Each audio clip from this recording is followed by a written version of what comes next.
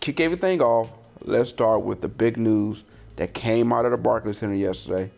Samsung Unpacked. So Samsung officially unveiled their Samsung Galaxy Note 9 phone. Now, let's be honest, a lot of the stuff techies already knew about because of all the leaks. Hey, but it's official now. And I'm actually impressed. So let's go ahead and start with the specs. 6.4-inch Super AMOLED display. One of the best, actually the best on the market right now. Samsung know how to do their displays, and their blacks, their colors, everything just pop. When you watch something on their phone, it is an awesome view, and Samsung continues to do a good job with that. So glad to see that, you're gonna get an awesome display there. And to power that display, you're gonna need a big battery, because people now want their phones to last all day, and Samsung been listening. So they're gonna be including a 4,000 milliamp hour battery, which is awesome, because that means the thing's gonna last pretty much all day. And it's geared for gaming. With all these gaming phones out there taking advantage of their specs and stepping it up. Hey, Samsung, look, we're no slouch. We know how to do hardware, and they're ready. With the deal they just struck to have Fortnite be playable on their phone, they want to make sure they put out a phone that can handle that. And the Note 9 would do that because it will have water carbon cooling system that will make for performance awesome. We're not even done talking about a lot of the features they added on there. We're talking about the brand new S Pen, which people talked about before. Hey, that there were leaks about it having a Bluetooth radio in it, and now we know why, because it's pretty much going to be a remote, and you can utilize it to pause and play videos, music.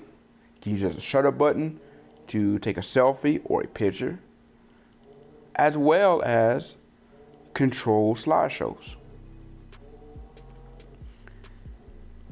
On top of that, DeX, which is the ability to turn their phone into pretty much a desktop operating system, can be accessed by plugging in the HDMI cord into your phone and to a display. And what I like about it, what was shown at the press conference yesterday, is the fact that you can utilize it as a computer system and still interact with your phone to send text, make phone calls, or watch a video. And that just shows how powerful of a phone that is, or this Note 9 is. And to power that, you're gonna have two variants. One is a 128 gigabyte model with 6 gigabytes of RAM, or the 512 gigabyte model with 8 gigabytes of RAM. We're talking about specs on a phone that is better than a lot of computers out there. Oh, and the one thing that Samsung do well is they listen to people years ago when we asked, can we keep an SD card there? Sure. And so not only will you have a phone with, again, 128 gigabytes of RAM, 512 gigabytes of RAM, but with Samsung's new 512 gigabyte SD card, you have a phone that will have a terabyte of storage. Think about that for a minute. A phone with all day battery life, a terabyte of storage, the ability to be a computer system, the ability to play games. Man, you are looking at the ultimate package. An awesome camera, because cameras are something that Samsung continues to do well. So they're going to continue doing that. They're going to include a headphone jack, waterproofing going to stay. We're talking about, if there's ever been a phone that was the full and total package, you're looking at it in a Samsung Galaxy Note 9. So good job to Samsung for unveiling this. And it's going to come in 4 colors. Ocean blue with the yellow S Pen, lavender purple, metallic copper, and midnight black. Personally, I'm liking the ocean blue with the yellow S Pen. That was pretty much the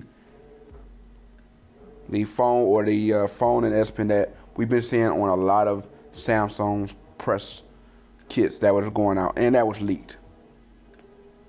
Overall, Samsung really did a good job with this phone. Now, $1,000, people gonna ask, yeah, I'm not quite feeling that for a phone. It's getting to a point where it's getting out of control.